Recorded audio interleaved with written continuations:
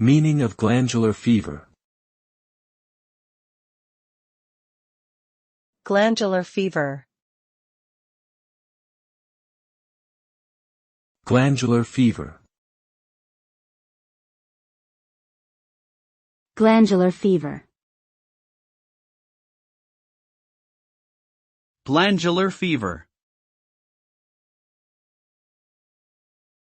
Glandular fever, also known as infectious mononucleosis or mono, is an infectious disease caused by the Epstein-Barr virus, EBV. The disease is transmitted through saliva and can cause symptoms such as fatigue, sore throat, swollen lymph nodes, and fever. In severe cases, it can lead to complications such as liver inflammation or ruptured spleen. While there is no specific treatment for glandular fever, symptoms can be managed with rest, pain relief medication, and hydration. Most people recover within a few weeks, but some may experience fatigue and other symptoms for several months.